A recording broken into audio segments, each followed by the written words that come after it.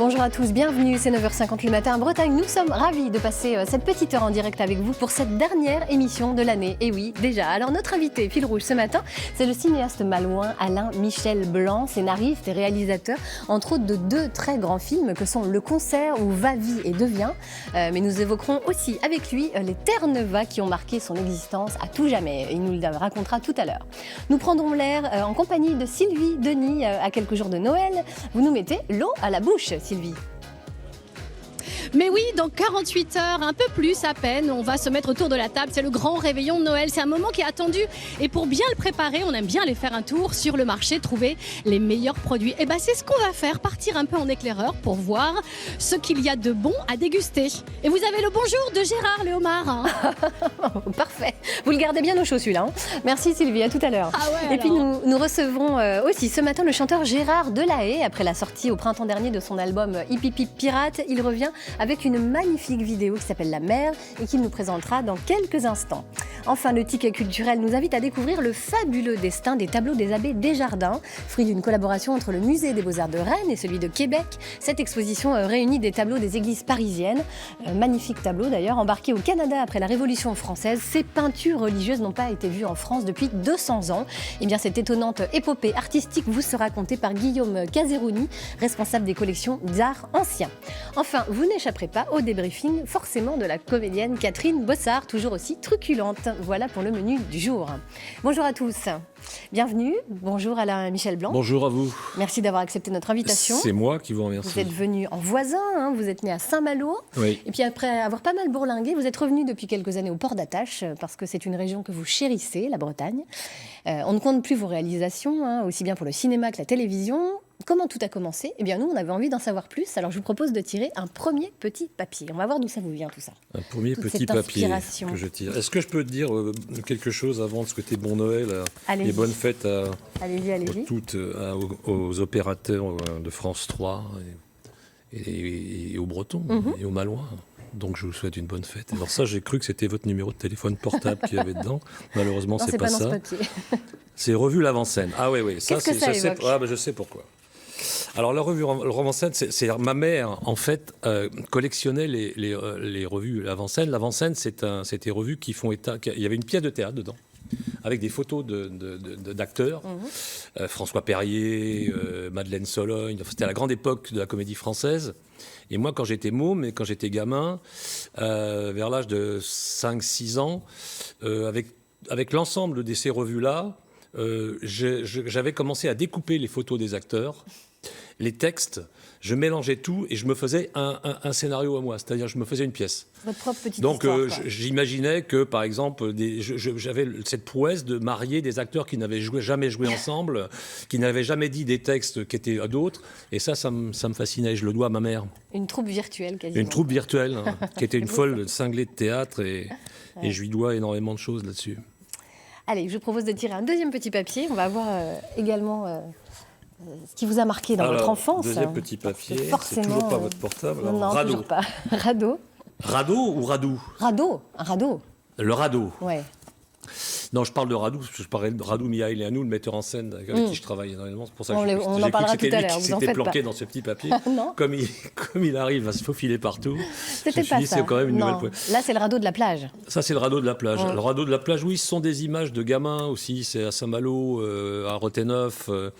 On avait, avec des copains sur la plage, construit un radeau avec des chambres à air de pneus de voiture et des, comment dirais-je, des briques et brocs, et on se laissait dériver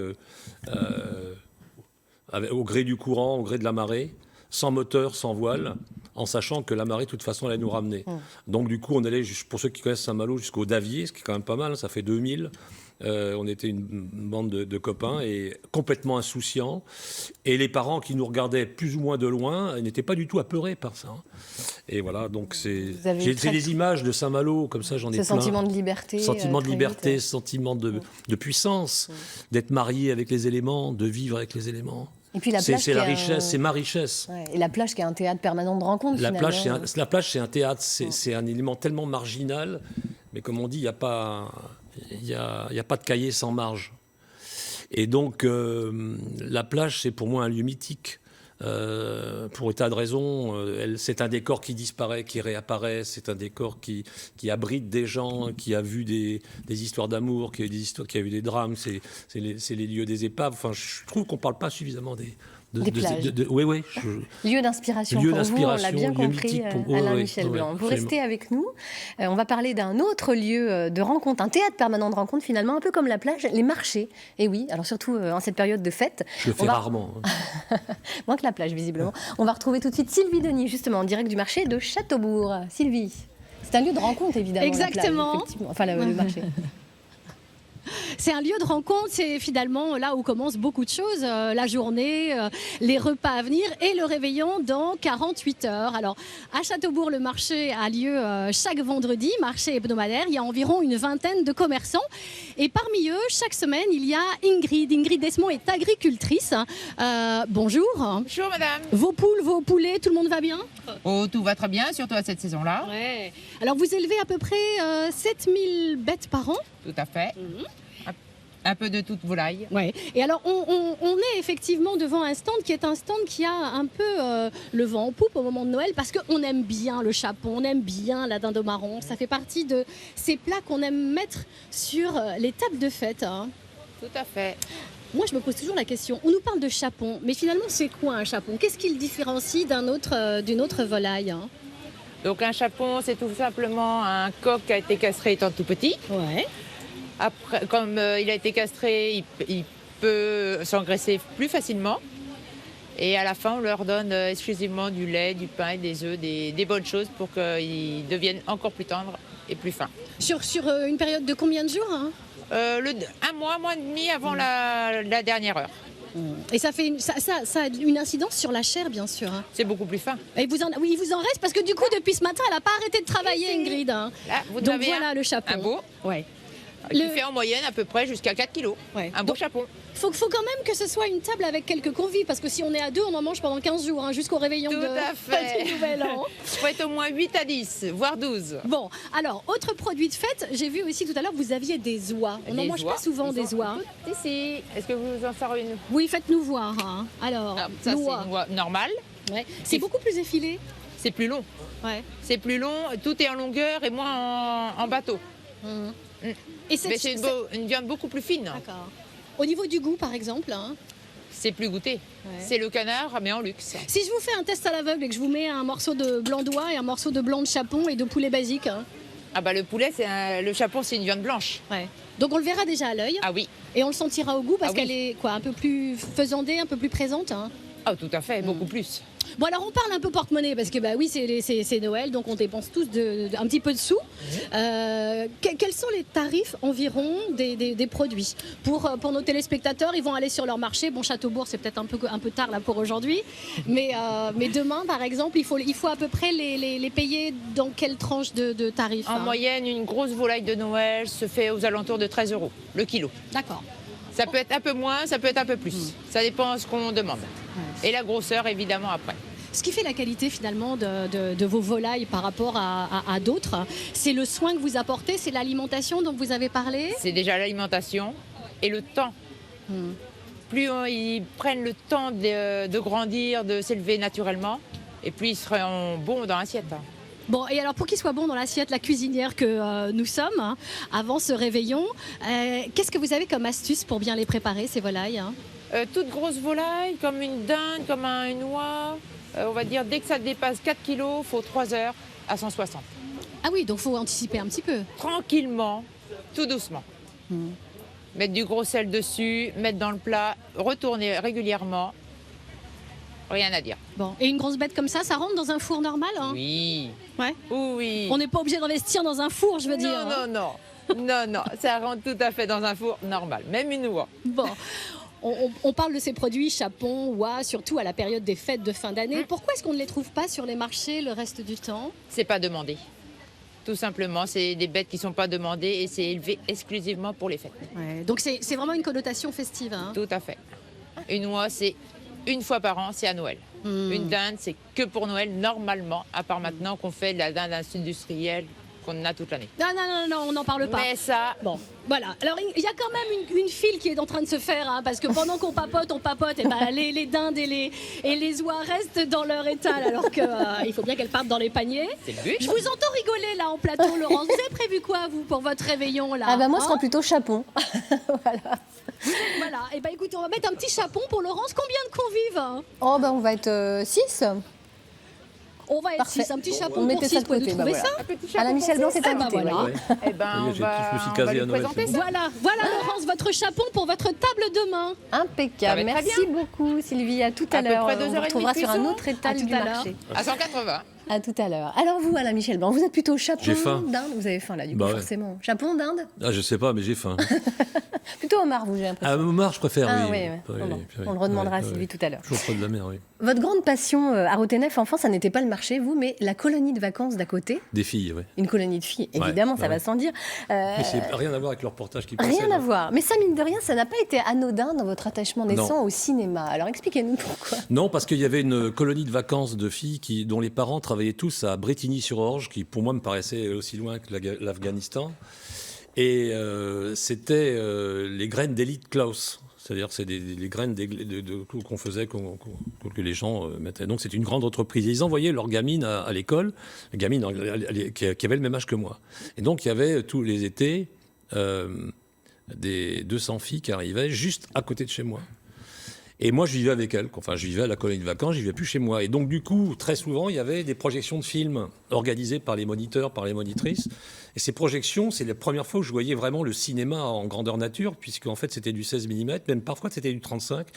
Et donc, on voyait tous les films de Chaplin, les films de Max Sennett. Il y avait du muet, mais il y a aussi les premiers, des films parlants. Et donc, du coup, pendant 2 mois, juillet et août, en dehors du fait d'avoir 200 filles à disposition, il y avait en fait aussi le cinéma. Donc, évidemment que ça a guidé mes premiers pas. Ça nourrit l'imaginaire. Oui, Forcément. ça nourrit Ouais. forcément l'imaginaire. Ouais. Alors vous, votre imaginaire, il a toujours eu du mal à s'accommoder avec la réalité. Vous vous êtes fait virer de tous les collèges de Bretagne, à peu près. Ouais, à peu près, Vous oui. les avez presque tous testés. Ouais. Et votre papa a eu une riche idée, finalement. En pensant vous punir. Riche, je sais pas. En fait, il a eu une idée en tous les cas. Il a eu une Et idée, donc, oui, j'étais à Saint-Charles, à Saint-Brieuc, et je me suis fait virer en 4e ou 3e. Et en fait, moi, j'étais c'est pas asocial, mais je comprenais pas pourquoi on allait à l'école. En fait, je n'arrivais pas à comprendre. Et donc, du coup, il m'a mis le marché en main et il m'a dit, écoute, je t'ai trouvé de nouveau un nouveau collège. Et je lui ai dit, non, c'est fini, je ne veux plus y retourner. Donc, du coup, il m'a enfermé dans sa cave pendant 15 de jours, parce qu'il avait un cabinet de radiologie à Saint-Malo, intramuros. Donc, c'était vraiment une géole à la Zola. Hein. C'était une méthode d'éducation assez drastique. Et tous les jours, c'était l'éternelle question, tu veux retourner au collège ou pas? Non. Donc, du coup, c'était... Et un jour, il m'a dit, écoute, voilà, je suis allé au Rotary Club, j'ai déjeuné face à un armateur de pêche à la morue à Saint-Malo, qui s'appelait Pleven. Et je lui ai raconté ton histoire, il m'a dit que si tu voulais pas retourner au collège, il te prendrait comme mousse à bord. Et là, ça a été une formidable idée, je trouve. Parce que en fait, lui, il me proposait ça en voulant me faire peur. Pour moi, ça a été un déclic énorme parce que j'ai sauté sur les atlas, sur Terre-Neuve, je savais pas très bien où c'était. Donc j'ai découvert le Groenland, j'ai découvert les animaux, j'ai découvert tout ce qui se passait là-bas et j'ai lu ça toute la nuit quasiment. Et le lendemain matin, il attendait ma réponse et je lui ai dit, je pars à Terre-Neuve. Ouais. Et vous il n'a aviez pas molli, 14 ans. il m'a dit bon ok très bien, donc je suis parti avec mon sac. Ma mère avait compris parce qu'elle était déjà en larmes et elle avait déjà compris que je voulais partir. 14 ans, c'est quand même super jeune. Ouais, j'étais assez costaud, c'est pas ça me faisait pas peur du tout, j'étais très physique. Et en plus ça je savais pas du tout où j'allais, donc du coup moi je pensais que c'était vaguement une croisière améliorée quoi. Pas vraiment. Mais oui, parce qu'en fait, de Terre-Neuve à Saint-Malo, quand on est môme, qu'est-ce qu'on voit quand on prend le car et qu'on va au collège? On voit des morues qui sont plates, qui sont salées, et surtout l'odeur. C'est la seule chose que je connaissais. De temps en temps, j'allais dans des bistrots où j'entendais les gars parler, mais je ne comprenais pas. Mais on ne peut pas imaginer une seule seconde ce que c'est que Terre-Neuve quand on ne l'a pas fait. Donc, ce n'était pas pour moi une prouesse, c'était simplement une destination un peu exotique, mais c'est surtout la bénéfice de cette aventure. C'était le fait de ne plus retourner du tout au collège. Mais vous avez lavé des morues pendant 4 mois dans des J'ai lavé des conditions morues quand pendant même 4 mois, oui. climatiques un peu extrêmes. Ah oui, Quand même pas ça je simple. le confirme. Ouais. Au point que si vraiment, très, très honnêtement, j'avais su où j'allais, je ne serais probablement pas allé. À ce point-là. Non. Sauf que ça vous a marqué pour la vie. Pour vous, c'est quelque chose d'initiatique, finalement? Ah oui,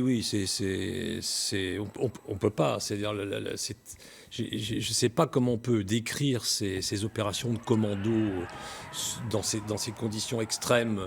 On travaillait 18 heures sur 24 dans le froid le plus intense, avec les rapports humains, avec des gars que je connaissais pas. Je veux dire, c'était l'échelon social le plus déshérité. On faisait Terre-Neuve parce qu'on ne pouvait pas faire autre chose à ce moment-là. Parce qu'en général, ce sont des paysans qui travaillaient dans les fermes, dans les familles nombreuses, et des gosses, et ils n'avaient pas d'argent pour nourrir leurs enfants. Et Terre-Neuve était leur seule planche de salut. Donc moi, je me suis retrouvé avec 40 types de cette société-là. Et j'ai découvert en même temps un micro-monde, puisque moi j'ai une origine bourgeoise. Et donc, j'ai fait une plongée dans cet univers-là. Ouais. Et c'est pour ça que ça m'a appris beaucoup de choses. Alors après, vous êtes devenu réalisateur très jeune. Ouais. Vous avez collaboré avec Jean-Marie Poiré sur l'opération Corned Beef, par exemple. Autres, oui. Jusqu'à ce que vous vous lanciez à votre tour derrière la caméra. Vous avez fait une rencontre déterminante, en fait. Oui. C'est ça. Je fais plusieurs, mais j'en ai fait une. Mais une déterminante. Oui. Avec Radu Mihailano, oui. Alors ça, c'est vraiment un frère, c'est un ami. On a fait 6 films ensemble. On a fait donc Va vie et devient, pour lequel on a eu le César du meilleur scénario en 2006. On a fait le concert après, La source des femmes. Et on a écrit 2 autres scénarios, dont un qui va être en préparation bientôt. Et puis, ça a été un bouleversement pour lui et pour moi, parce que lui venait de Roumanie pour fuir Ceausescu et pour fuir la dictature. Et moi, j'ai jamais été dans une situation de me fixer quelque part dans quelque société que ce soit. Et là, on a trouvé un tronc commun de liberté à exprimer et de vouloir. Et donc, on a vraiment très bien travaillé ensemble. On a été en Israël, en Russie. Et on a fait des voyages en Tanzanie, on a fait des voyages extraordinaires parce qu'au fond, on s'est vite aperçus tous les deux que le cinéma avait cette vertu formidable de nous propulser dans des univers de vie. Et en fait, on s'est demandé par moments, on se disait, mais pourquoi est-ce qu'on fait du cinéma? Tellement on était happé par l'existence et la rencontre d'ethnies différentes, de gens différents, de cultures différentes, etc., etc. Et en fait, finalement, on s'est aperçu qu'on était très, très concernés par les autres, par l'altérité. Et c'est ça qui transparaît dans tous ces films, je crois, dans tous ces scénarios. Des magnifiques films, d'ailleurs, qu'on invite tous les téléspectateurs à revoir, bien entendu. On va maintenant parler d'un autre homme qui a un univers également, lui aussi, bien à lui. Il s'appelle Gérard Delahaye, il est chanteur. Et il va nous rejoindre de ce pas sur le plateau.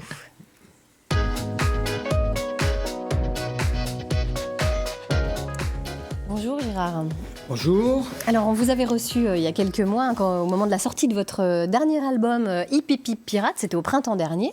Et là, aujourd'hui, vous revenez avec une nouvelle vidéo d'animation pour accompagner cet album. Pourquoi c'était, selon vous, une nécessité, finalement, d'accompagner en images cet album ? Parce que justement, c'est devenu une nécessité maintenant, quand on fait de la chanson, de la musique. Les gens, la plupart des gens, des enfants en particulier, mais n'écoutent plus la musique, ils la regardent. Et moi, je suis d'une génération où on regarde la musique. Qu'est-ce que le contraire? On écoute la musique. Et donc, j'ai dû apprendre à communiquer d'une autre façon. Et donc, je m'efforce à chaque album de faire de créer des images qui accompagnent l'album. Donc, il y a déjà eu une vidéo qui s'appelait sur la chanson Voilà les pirates, il y a quelques années. Et là, donc, j'ai décidé d'essayer d'en initier une autre, mais en faisant vraiment quelque chose, une vidéo d'animation, c'est-à-dire du dessin animé, quoi. Et c'est le fruit d'une belle rencontre. Oui, tout à fait. Parce que, c'est par les contacts Facebook, tout ça, j'ai recherché des gens que ça intéressait. Et j'ai trouvé une illustratrice de Nantes qui s'appelle Mathilde d'Alençon et un gars dont le métier est l'animation, qui s'appelle David C., qui vit près de Vannes. Et on a créé une équipe à 3 et on a fait cette vidéo. Eh bien, on va tout de suite regarder le résultat. Ça s'appelle La Mer.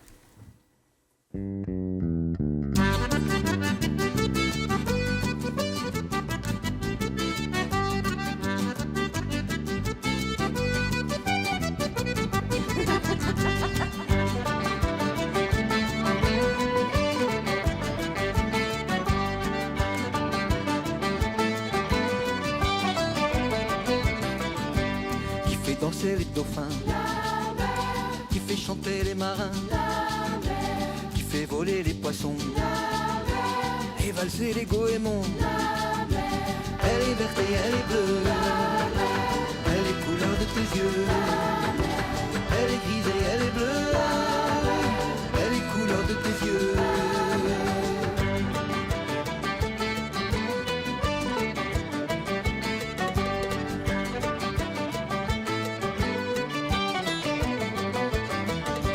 Qui fait danser les bateaux, qui fait nager les oiseaux, les couleurs des coquillages et les joyeux abordages. Elle est verte et elle est bleue, elle est couleur de tes yeux. Elle est grise et elle est bleue, elle est couleur de tes yeux.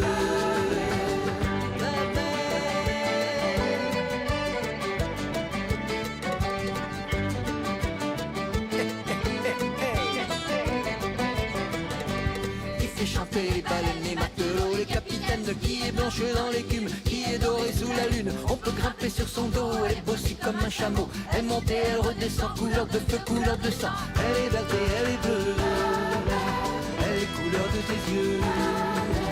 Elle est grise et elle est bleue, elle est couleur de tes yeux.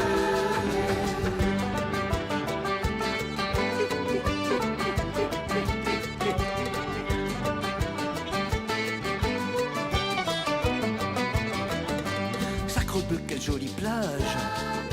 Ah ah, les jolis naufrages. Sur son dos, il y a des pirates et des méduses qui grattent.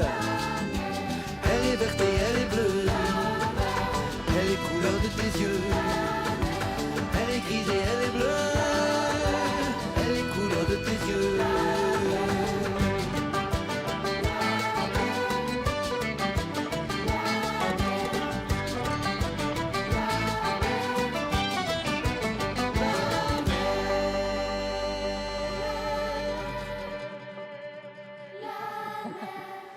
Alors, comme on le disait avec Alain Michel Blanc, la mer, théâtre permanent, finalement, ça se confirme, vous voyez. Bah, bravo, je suis content de voir. Ça devrait être au programme de toutes les écoles. Enfin, c'est quelque chose enfin, qui me touche beaucoup. C'est tout ce qu'on est. C'est tout ce qu'on est, c'est tout ce qu'on vit, c'est tout ce qui est dans la tête de principalement tous les petits Bretons et les Bretonnes, mais ça devrait être dans la tête de tout le monde. C'est la réponse à plein de choses, ce film, d'une manière très, très naïve, dans le bon sens du terme, c'est-à-dire quelque chose qui touche, qui émeut, qui explique pas trop, et qui est très discerné, les dessins sont ravissants. Non, bravo, félicitations. Parfaitement capté votre univers. Je vais encadrer ça comme critique. Non, c'est pas une critique. Non, franchement, c'est sincère. Je veux dire, voilà, on vient, il est là, on voyage, ça touche, ça fait penser. Ça fait penser à l'écologie, ça fait penser à plein de choses. Donc c'est ça je trouve, qui est réussi. La difficulté, en fait, c'était de ne pas faire pléonasme, de ne pas raconter la même chose que la chanson. Donc là, on a inventé ensemble un autre scénario qui ouvre sur autre chose et qui parle des pirates, bien sûr, puisque c'est le thème de l'album. Ouais, alors cette vidéo, on la trouve bien entendu sur YouTube. Et puis vous serez en tournée également en Bretagne. C'est un grand mot, vous avez des dates. Alors, dites tournée, c'est bien. C'est bien, on dit tout, on va garder. Moi, je suis en tournée, là. Voilà. Vous êtes en tournée. Plusieurs tournées. Voilà, alors vous serez à Plérin le 20 janvier, à Guerre le 27 janvier, à Pontivy le 2 mars et à Plougonvelin le 18 février. Voilà. C'est bien ça? Toutes les capitales. Et à Saint-Malo quand même. Et puis à Saint-Malo. À Saint-Malo, ça arrive régulièrement, oui. Allez. Oui. Vous serez invité chez Alain Michel Blanc. Allez. Voilà. Merci beaucoup Gérard. Merci. Alain Michel, on en était resté à votre brillante carrière cinématographique, mais il y a quelque chose en parallèle qui est toujours resté très ancré en vous, ce sont les Terre-Neuva, à tel point que vous avez fait un documentaire, c'était en 1985. Oui. L'histoire, c'était quoi? Comment ça a démarré toute cette histoire de documentaire? Fatalement, quand on est mousse à 14 ans, on vit dans le poste avant avec des gars qui ont fait des voiliers, quoi. Donc j'ai côtoyé de ces gars-là qui étaient des types... qui n'étaient pas des tendres, hein, mais c'est des types extraordinaires qui avaient malgré eux, qui avaient des histoires de récits incroyables, parce que c'était l'époque des Doris, donc on pêchait la morue dans les Doris, donc il y avait beaucoup de gens qui disparaissaient, il y avait des histoires incroyables. Et donc, il nous racontait ça, enfin, il me racontait ça à la volée, comme ça. Hein. Et donc, du coup, quand j'ai commencé à faire un peu de télévision et de cinéma, je m'étais promis d'aller les revoir un jour. Et donc, 5-6 ans plus tard, parce que j'avais 14, donc 19 ou 19-20 ans, j'ai commencé à faire de la télé, etc., et à m'intéresser au cinéma. Je suis allé les voir tout seul, un par un, et j'ai passé 2-3 jours avec eux, et je les ai filmés. J'ai filmé avec une caméra, avec le son, j'ai tout fait, j'avais pas d'argent. En me disant un jour ou l'autre, mais il faut que je fasse ça. Et donc j'ai amassé ces documents-là pendant 4-5 ans, au point d'avoir une trentaine d'heures. Et un jour, c'est le hasard, et c'est drôle que je sois là aujourd'hui, parce que le hasard est que je suis toujours ami avec Michel Lebris, que par ailleurs j'avais été voir pour écrire un scénario à l'âge de 19-20 ans. Et quand il a été ici directeur des programmes à un moment donné, France 3, et je lui ai montré ces Programme. images-là. Oui. Il m'a dit, mais qu'est-ce que tu veux? Je lui ai dit un peu d'argent quand même, parce que là, j'en ai pas. Il faudrait que je termine le film. Il m'a dit, et il y a une équipe de France 3 à l'époque, et il a commandité ça, et grâce à lui, j'ai pu terminer le film. Et donc, on a monté ce film-là. Évidemment, aujourd'hui, tous les protagonistes sont décédés. Mais justement, c'est un devoir de mémoire. Hein, une trace, ouais, quoi. je suis très fier. J'ai fait beaucoup de films, mais je suis très fier de ce film. Et notamment très fier de ce travail que je fais sur Terre-Neuve. Parce que pour moi, c'est une utilité. Et donc... on va redécouvrir, alors justement, je vous propose, avant de parler de la suite, qu'on redécouvre un extrait de ce film, Mémoire de brume. On va regarder tout de suite le témoignage de 2 marins pêcheurs de Terre-Neuve.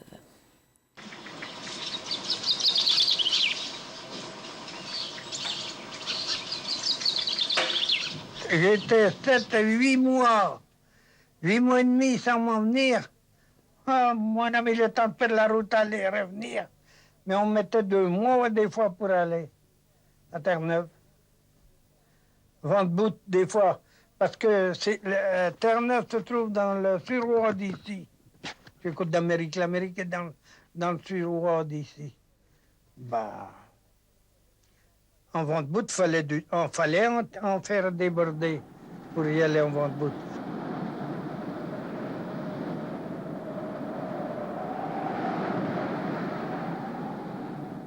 Moi, j'étais novice en barque quand j'avais 16 ans et demi. Embarqué déjà dans les Doris. Hein? J'avais 18 ans quand j'étais patron. Mon matelot, pareil. On avait 36 ans, nous deux, on était gros comme des movies. Ah oui. C'était un métier de bagnard, ça. Hein? Quand vous tombiez sur des bateaux bien nourris, ça allait, mais quand vous tombez sur des bateaux qu'on donnait à manger avec un lance-pierre. S'il y avait des bateaux, morue matin, morue midi, morue soir. Alors le matin, soupe de morue, au midi, morue au long, et ratate porte-plume, ratate tête le soir. Ah oui. C'était très dur. Surtout qu'il y en avait, vous savez, si vous aviez du poil sur les fesses en partant, quand vous venez, on n'avait plus. Tout est arraché, à flotter le cul sur les bancs. Témoignage très fort. Drôle, hein. Ouais, ça vous émeut de voir ces images. À chaque fois. Sauf ce mec-là. On vous sent à fleur de peau sur le sujet. Oui, moi, ça m'émeut et ça m'énerve. Alors, donc, ça vous énerve? Bah oui, je sais pas pourquoi. Faut chercher à comprendre. Ouais, non, c'est pas ça un trop plein de je sais pas trop quoi, d'ailleurs. Ouais. Pour vous, c'est un refuge, une terre de vérité, quelque chose qui vous a toujours ancré, finalement? C'est-à-dire, s'il y a quelque chose dans les hommes que j'admire, c'est cette vérité, mais avec cette force naturelle, sans travers, sans cette existence, ce verbe, ils sont. Et c'est rare, mais c'est de plus en plus rare. Et ça m'émeut beaucoup, quoi, parce que c'est toute une vie, ça. Là. En 30 secondes, là, je vois toute sa vie. Et toute sa vie multipliée par plein d'autres gens. Moi, je me souviens, ce type-là, il ne savait pas écrire. Et moi, il m'appelait docteur parce que mon père était médecin. Et il pensait que je pouvais le soigner. Et un jour, on faisait courir, il m'a dit « Est-ce que tu peux écrire à ma femme ?» Alors, je lui ai dit « Bah oui. » Alors il me donne, alors donc il était pudique et on se retrouve dans le poste avant et il a attendu que les autres partent et à ce moment-là je trouve un stylo, un bout de truc et il me dit bon bah alors vas-y écris-lui à ma femme parce qu'on devait faire manœuvre avec un chalutier bon et c'était une de ses dernières campagnes et il me dit bon bah, vas-y écris bah je dis oui alors bon alors moi je fais bon, alors, comment elle s'appelle Josette Chérie. Moi, il dit non, t'es fou. Tu mets pas ça. Tu mets pas ça. Mais je mets quoi t'as qu'à mettre ce que tu veux. Alors, il me dit, écoute, voilà, on pêchons bien à bord avant 30 tonnes, etc. Puis, on est bientôt de retour. Puis, j'attends la suite. Puis non, et puis, il n'y a pas de suite. Il me dit, ça va, c'est bon oui, tu signes, bon. Alors j'ai dit, écoute, si tu veux, moi je peux écrire pour toi, si tu veux. Bah, oui, il dit, t'as qu'à faire la lettre. J'ai fait la lettre complète. Alors je peux vous dire que j'ai envoyé du lourd. On imagine. Cette femme, elle s'en souvient encore. mais du coup, parce que ça me passait. Donc voilà, ces personnages-là, c'est comme ça. C'est-à-dire, c'est à la fois une grande tendresse, il veut écrire, une grande pudeur, il veut écrire, il ne sait pas, il le fait, et voilà. Ça vous a tellement marqué, Alain Michel Blanc, que presque 40 ans plus tard, vous décidez de refaire un film sur Terre-Neuve. Pourquoi parce que c'est exactement la même démarche, 40 ans après, mais parce que simplement ceux qui sont aujourd'hui les derniers, pour le coup, les derniers Terre-Neuvas vivants, ils ont tous mon âge, ils ont tous 70, 71, 80, 95. Et il en reste encore, là, dans l'association dans laquelle je suis, il y a encore 500 Terre-Neuvas, anciens Terre-Neuvas, mais c'est les derniers. Et donc il m'a paru de la même manière, d'une manière évidente, qu'il fallait sauver leur mémoire eux, parce que eux, c'était les chalutiers, c'était plus les voiliers, c'était les chalutiers. Donc du coup, ça fait 1 an que j'enregistre tous les récits de tous ces Terre-Neuvas-là, et qu'on est en train de faire un film un peu, on va dire, comme ça. Je ne sais pas quand est-ce que j'aurai fini, je ne sais pas où ça va aller. J'ai une chose dont je suis sûr, c'est que je fais le film. Vous êtes en plein montage, là. Vous racontez quelle histoire, finalement? Quelle histoire je raconte? La leur. La leur, c'est la même chose, c'est-à-dire cette espèce de monde de lutte intense, de privation, de labeur, de désespoir, cette espèce d'esprit commando qu'ils ont, cette espèce d'esprit c'est à part. Les Terre-Neuvas, tu vois, au fur et à mesure que je parle, je suis en dessous de la vérité. J'essaye de pousser ma voix, mais je suis en dessous. Je crois que c'est inracontable. Les éléments de l'hostilité, ce théâtre d'ombre et de lumière, de cette météo toujours dégradante, ces punitions permanentes de l'univers, ces glaces, ces icebergs, le froid, la maladie, l'argent. Ils apprenaient par la radio que leurs enfants étaient décédés ou que la mère était décédée par un télégramme. Ils ne pouvaient pas répondre. C'est incroyable. De toute façon, on voit la taille des morues là, dans le film, c'est incroyable. Oui, il y en a très grosses. Maintenant, on ne trouve plus des morues comme ça. Ah non. Elles sont beaucoup plus petites. Non. Oui. Parce qu'on a surpêché, quoi. Bien sûr. Alors vous deux qui aimez les histoires, je vous propose maintenant qu'on évoque le ticket culturel du jour avec une magnifique histoire contée par Sabine Marie-Murgue et Guillaume Caseroni qui nous rejoignent.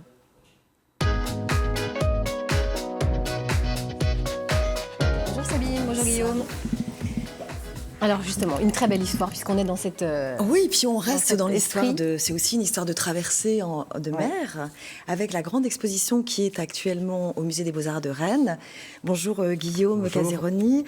Vous êtes responsable des collections anciennes du Musée des Beaux-Arts de Rennes et vous présentez donc cette très belle exposition, Le fabuleux destin des abbés, des tableaux des abbés Desjardins. C'est un peu long. C'est un titre qui fait déjà rêver. C'est quoi cette histoire Alors cette histoire, en fait, c'est l'histoire d'un lot de tableaux français qui nous mêle à la Révolution française. Et ces tableaux ont été saisis massivement dans les églises à la fois de Paris et d'Île-de-France. Vous savez qu'en fait, à la Révolution, il y a la nationalisation du bien du clergé et ensuite la saisie des biens du clergé. Donc on enlève absolument toutes les œuvres d'art de toutes les églises de France, ce qui a dû être un déménagement assez phénoménal. Et ces œuvres d'art, une partie vont aller rejoindre nos musées et d'autres vont être vendues. Alors c'est l'histoire d'un lot de ces tableaux vendus qu'on va suivre avec ces tableaux des abbés Desjardins, puisque ces tableaux vont connaître un destin extraordinaire.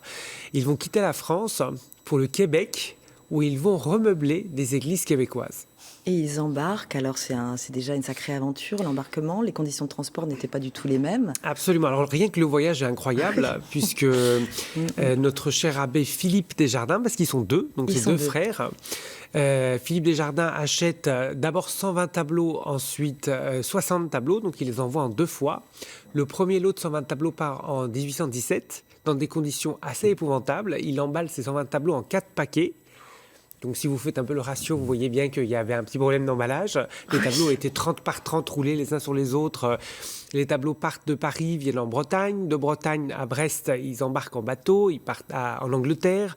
De là-bas, on leur change de bateau. Ils partent à New York. Et à New York, ils sont bloqués pendant presque 1 an à la douane. Parce qu'il y avait déjà des problèmes de frais de douane. Et ensuite, on les emmène comme cadeau de bienvenue en luge. De New York au Québec, dans l'hiver nord-américain. Je pense que vous imaginez les températures de l'hiver nord-américain. Quand vous voyez aujourd'hui comment on acclimate les tableaux, on fait attention avec la caisse, etc. Donc ces pauvres tableaux roulés ont dû arriver congelés dans des rouleaux qui étaient gelés. On a dû les dérouler tout de suite sans attendre qu'ils se ramollissent. Donc tout ça a dû être assez apocalyptique pour ces tableaux. Ben oui, ils ont pu les sauver. Absolument, ils ont été sauvés. Et en fait, c'est amusant parce que ce voyage un peu problématique a dégradé un peu ces tableaux. Et ces dégradations ont entraîné aussi un phénomène assez exceptionnel au Québec, qui est l'implantation de ces tableaux au Québec, dont on va parler tout à l'heure, je pense. Voilà, alors justement, quel rôle les abbés Desjardins ont-ils joué dans la sauvegarde de ces tableaux? Parce que ça a été déterminant. Et vous disiez, ça marque l'histoire aussi de l'art du Québec. C'est un sacré événement, l'arrivée de ces tableaux. Absolument. Alors au départ, le phénomène, il est religieux et commercial. Il ne faut quand même pas l'oublier. Philippe et Louis-Joseph Desjardins voulaient renflouer un peu les caisses aussi de la famille et puis faire une opération qui soit bénéfique pour l'Église du Québec. Donc du coup, ils décident d'acheter des tableaux qu'on vendait ici pas cher et les revendre peut-être un peu plus là-bas. Donc ça, c'était l'opération de base, mais ils ne prévoyaient pas que la restauration qu'allait nécessiter ces tableaux, leur vue par les artistes qui étaient la plupart du temps autodidactes au Québec, il n'y avait pas d'école, il n'y avait pas de musée, il n'y avait rien là-bas à cette date-là, allait provoquer un véritable électrochoc culturel et esthétique et allait faire démarrer une école de peinture, puisque les jeunes qui vont aider à restaurer ces tableaux sur place là-bas ne savaient pas très bien peindre au départ, ou alors ils commençaient tout juste à apprendre, et ils vont avoir leur premier contact avec un grand lot de tableaux de maîtres. C'est la première fois qu'ils découvraient ces tableaux. C'était qui, en fait, ces peintures de Alors, les peintures, aujourd'hui, c'est essentiellement des tableaux des 17 et 18e siècles. C'est presque exclusivement des tableaux français. Il y a quelques tableaux italiens et nordiques, mais c'est surtout des tableaux français. Et c'est des tableaux, pour vous citer quelques noms de peintres, de Simon Vouet, de Philippe de Champaigne, d'artistes un peu moins connus aujourd'hui du grand public, comme Jean-Jacques Lagrenet, Pierre Dulin, mais qui sont des très bons peintres français des 17 et 18e siècles. Donc les tableaux ont subi aussi des grandes modifications. Il y a même eu des détournements, un peu de messages, comme un certain tableau de Simon Vouet, c'est ça? Vous pouvez nous préciser? Absolument. Oui. Alors, ce tableau de Simon Vouet, qui fait l'affiche de l'exposition, qui est un petit peu la figure de proue de cette exposition, a une histoire complètement extraordinaire, qui est très significative de ce que subissent ces tableaux en termes de transformation et de réappropriation. Ce tableau, il avait été peint pour le ministre de Louis XIII, le ministre des Finances de Louis XIII, le marquis d'Effiat. Pour son château, il représente la Vierge à l'enfant apparaissant à Saint-Antoine-l'Abbé. Saint-Antoine-l'Abbé qui était le saint patron de la famille d'Effiat. Ce tableau, une fois qu'il est enlevé, il est considéré comme perdu en France, donc il disparaît de la France. Et arrivé là-bas, il est acheté par l'église Saint-Roch. Or, Saint-Roch, l'église Saint-Roch s'en fiche un peu d'avoir un Saint-Antoine dans son église. Ils veulent un Saint-Roch. Alors, on essaye d'être pragmatique là-bas, puisque comme les tableaux n'ont pas été peints pour être mis sur place, ils sont transformés, ils sont modifiés. Et du coup, le tableau va être... Donc, on voit sur l'image 2 états de la restauration du tableau. Le tableau va être transformé en Vierge à l'enfant apparaissant à Saint-Roch. Alors, du coup, qu'est-ce qu'on va faire? On va l'agrandir.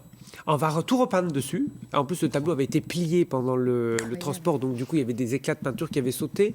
Et au lieu de restaurer juste ces morceaux, on va quasiment tout repeindre. Et on va rajouter un petit chien, on va rajouter une petite gourde qui sont parties là sur les images, on ne les voit déjà plus, et on transforme comme ça le tableau en tableau plus adapté pour l'église. Alors pour l'exposition, ce tableau, tout le monde avait du mal à le juger parce qu'il était accroché assez haut et comme il était entièrement repeint, on ne savait plus très bien c'était quoi le rapport de ce tableau avec ce fameux tableau peint au XVIIe siècle par Simon Vouet, le premier peintre de Louis XIII.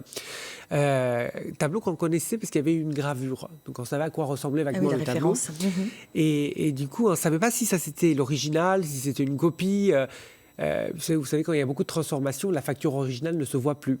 Donc, avec le Musée national des beaux-arts du Québec, on a décidé, avec l'accord de la paroisse, d'essayer ce qu'on appelle une dérestauration, c'est-à-dire d'enlever les ajouts du 19e siècle faits au Québec pour voir ce qu'il y avait dessous. Ça s'est révélé concluant après avoir fait des essais et donc nous avons décidé de restituer le tableau dans son état d'origine, c'est-à-dire de faire réapparaître toute la couche picturale d'origine.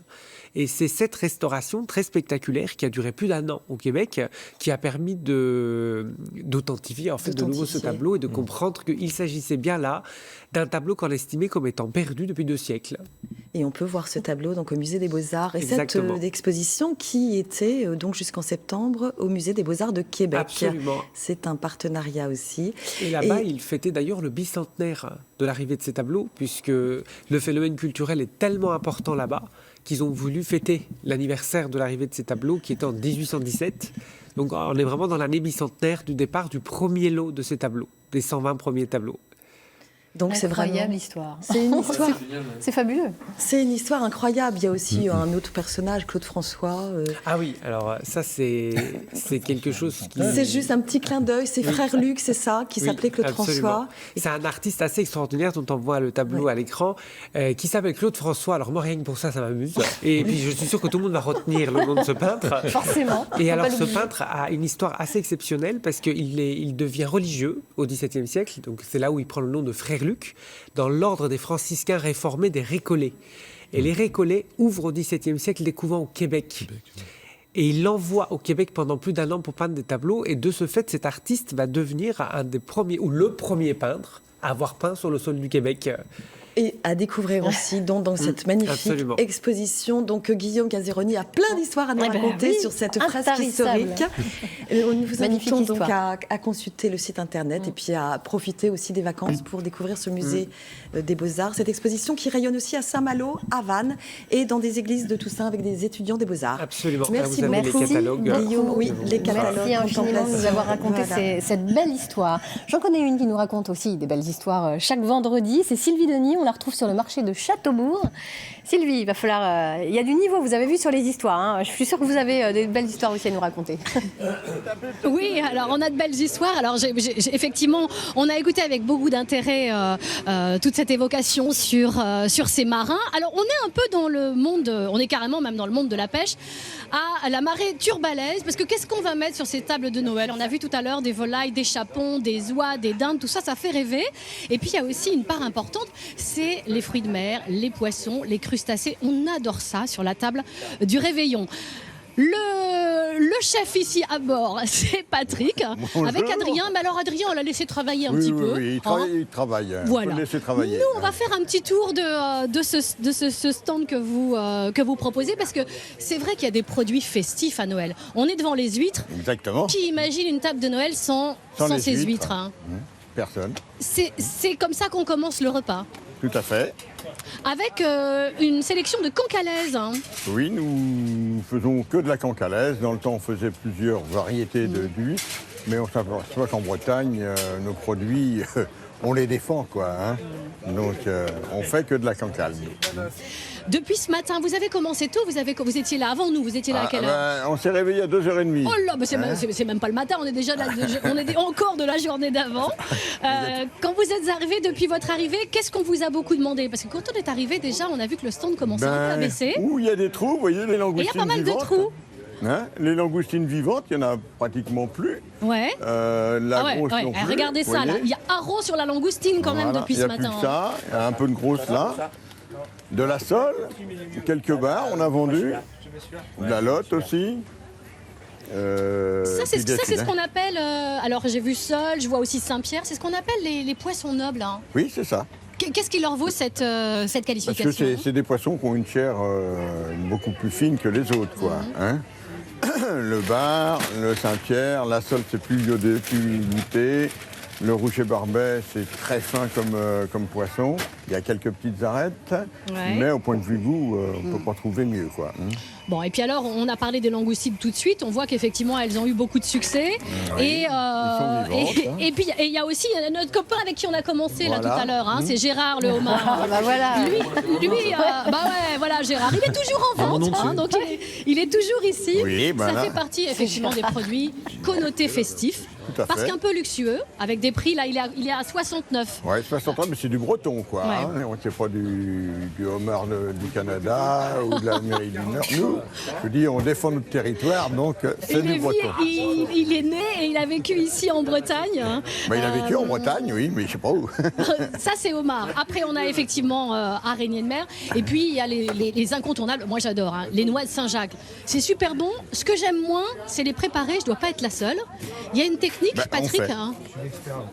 Voilà, en live. Le couteau de Patrick. Voilà. C'est quoi l'astuce pour bien préparer la noix de Saint-Jacques? Alors, allez-y, racontez-nous. Vous avez fait quoi là déjà? On a ouvert. On l'a ouvert. Ici, comme ça. Après, on prend le foie. Le muscle est là, on le prend. Ouais. Et on tire vers soi. D'accord. Et tout le truc là, ça, moins ragoûtant, ça on garde pas. On peut faire des tripes avec, mais il faut bien les laver parce qu'il y a beaucoup de sable. D'accord. Hein, et voici la noix. Ouais. Bon, j'ai pas calculé, hein, mais je crois qu'il a mis quoi, 10 secondes pour les faire, hein. Bah oui, on a l'habitude. C'est ça. On dirait que c'est un peu votre métier en même temps. Bah, quand c'est la période des coquilles Saint-Jacques, on en ouvre des tonnes et des tonnes, hein, ça c'est sûr. On est à combien le kilo là, Patrick? Elle est pas chère là. Elle est pas chère? Non, elle est à 5,45 le kilo. Oh, bah ouais. Et si on la prépare, comme je viens de faire, elle est un petit peu plus chère, quoi. Voilà. Parce que ça utilise quelqu'un qui est en permanence là. Ouais. Surtout le samedi, il y a des personnes qui font que ça, que ça, que bon, ça, que ça. Super. On va vous souhaiter un bon réveillon et un joyeux Noël. Merci. Laurence, vous avez déjà une belle volaille avec un chapon sur la table. Passez commande, on est là pour vous servir. Pas de problème. Écoutez, j'en connais un, merci Sylvie, qui passe déjà commande de Gérard le homard, c'est Alain-Michel Blanc. Voilà, vous avez une technique pour ouvrir les coquilles comme ça? Non, pas comme lui, non. Pas aussi bien, hein. Non. Là, on est admiratif. Oui. Alain-Michel, écoutez, j'ai envie de vous demander si vous étiez une petite maxime, une petite phrase, vous, avant de conclure cette émission, c'est laquelle? Vous avez peut-être une anecdote à nous raconter, parce que je sais que vous avez pas mal lu les auteurs de la Pléiade. Oui, d'une façon un peu inattendue. Racontez-nous ça, tiens. Ah oui. Non, c'est en fait la collection de la Pléiade a cet avantage que, enfin pour moi qui était passé ma jeunesse dans les boîtes religieuses, c'est que les bouquins de la Pléiade ressemblent aux missels. C'est-à-dire qu'il y a des liserés, il y a des petites choses comme ça. Donc du coup, et pendant la messe, et donc nous on avait tous notre missel puisqu'on avait des messes quasiment tous les jours. Et donc, moi, j'avais tout de suite pigé que si je prenais un bouquin de la Pléiade, et du coup, c'était de la Pléiade, c'était Dostoïevski, c'était Sophocle, c'était tous les Grecs, enfin, c'était tous les grands auteurs. Et comme je dévorais tous ces livres-là, pendant la messe, je simulais le fait de chanter dans mon missel, alors qu'en réalité, j'étais en train de lire Sophocle, Euripide ou Échide. Et j'avais cette espèce de talent incroyable de pouvoir, d'ubiquité, c'est-à-dire je pouvais à la fois chanter en latin, pour donner l'impression vraiment que je participais à la messe, et en même temps être au plus profond de Dostoïevski. Ah ouais. Et ça, c'était... Oui, ça, c'était... Mais j'étais devenu un mutant, quoi. Il y a une phrase de Sophocle qui vous est restée, je crois. C'est c'est la vie et la manière dont un individu accepte l'inacceptable condition humaine. La traduction en langage d'aujourd'hui, c'est quoi? Aujourd'hui, c'est démerdez-vous, faites le mieux du monde et vivez votre vie comme vous avez envie de la vivre. Et puis tant pis si ça marche pas et tant mieux si ça marche. Ça, c'est le message que vous adressez aux Bretons pour cette nouvelle année. Mais je préfère que ça marche. Merci beaucoup d'avoir été à nos côtés. C'est moi qui vous remercie. Je trouve que j'étais en très bonne compagnie avec mes amis que je ne connaissais pas encore il y a une demi-heure. Et vous avez vraiment très bien fait parce qu'il y avait toujours des points communs comme ça entre le Québec, Saint-Malo, sa vidéo sur la mer, etc. Et je trouve qu'il y avait une cohérence très forte dans cette émission. Bravo à vous. J'ai une petite phrase de Churchill que j'aime beaucoup dire. J'ai le temps de dire ça. Très vite alors. La réussite, c'est d'aller d'échec en échec avec enthousiasme. Exact. Voilà. Moi, ça me plaît bien, ça. La réussite, c'est d'aller d'échec en échec avec enthousiasme. On reçoit tout de suite Catherine Bossard qui va nous faire le débriefing de cette émission, tout en bonne humeur, comme d'habitude. Elle arrive de ce pas. Oui, bonjour, excusez-moi, c'est la mère Noël. Noël, c'est Madame Noël. Madame Voilà, Noël. juste vite fait parce qu'on est dans le rush, là c'est le coup de bourre. Moi je m'occupe de toute la paperasse, hein. Alors le père, lui il est là, lui il fait son beau à la télé. Moi je m'occupe de tout ce qui est formulaire, etc. Donc c'est une grosse gestion, hein. On s'occupe aussi du Black Friday, des choses comme ça. Mais là c'est vrai que c'est le coup de bourre annuel. Alors les petites réclamations quand même, les ruptures de stock. Alain Michel, on est en rupture de stock sur les numéros de téléphone portable de Laurence Postic. Je vais vous envoyer son identifiant S'il vous plaît. LinkedIn. Voilà. Gérard Leromard également est en rupture de stock puisque oui. vous recevrez par contre son panier Sagamel chez vous dans la cheminée. Il est adopté, Gérard Leromard. Également, nous sommes en rupture sur les tableaux. Pour l'instant, Guillaume, rassurez-vous, on en a retrouvé un petit rouleau dans une congère au Québec. On s'occupe de la dégelée au micro-ondes puissance 2. Et puis on va y rajouter des licornes, des petits chatons parce que c'est à la mode. Donc vous recevrez ça par contre au niveau Pâques. D'accord? Ça ira. On s'occupe de Pâques aussi également. Voilà. Donc ce qui nous reste en stock par contre, dépêchez-vous, c'est des offres spéciales pour les ados. Des petites croisières Terre-Neuve-Saint-Malo, hein, avec des ateliers On vide le cabillaud. C'est bizarre, ça n'est pas parti. Hein. Mais, et puis des ateliers également manège à sensation sur les remous, sur la roule. Alors Merci. voilà. Oui, bah de rien. Merci, Voilà, il reste des couvertures micelles aussi pour smartphone. Impeccable. Voilà. Regardez son smartphone. Belle idée cadeau, la Voilà. couverture J'y Michel. vais moi vite parce que Allez, c'est flou, au hein. boulot. Merci beaucoup. Merci à tous d'avoir été avec nous ce midi et ce soir. Le journal présenté par Adélaïde Castier parlera du marché d'intérêt régional où l'activité bat son plein. Et donc, il y a plein de Gérard Leromard, forcément. Nous ferons aussi le point sur l'épidémie de grippe qui arrive dans notre région. Ça, c'est une moins bonne nouvelle. Et puis, nous découvrirons une société spécialisée dans la fabrication de bourriches d'huîtres. Merci aux équipes qui m'ont accompagnée tout au long de cette année. En premier lieu, Magali Douard chez Vanessa Boulares, tous nos chroniqueurs, la régie, les scripts, les documentalistes, sans oublier la rédaction de France 3 Bretagne, je vais y arriver. Au plaisir de vous retrouver en 2018, le lundi 8 janvier, notre rentrée sera gourmande. Et oui, chez nous, pas du tout de bonne résolution, puisque nous parlerons de caramel avec Henri Leroux, créateur du fameux caramel au beurre salé. Nous nous quittons en images avec vos plus belles photos d'illumination de Noël en Bretagne. Prenez soin de vous et rendez-vous l'année prochaine. Merci à tous.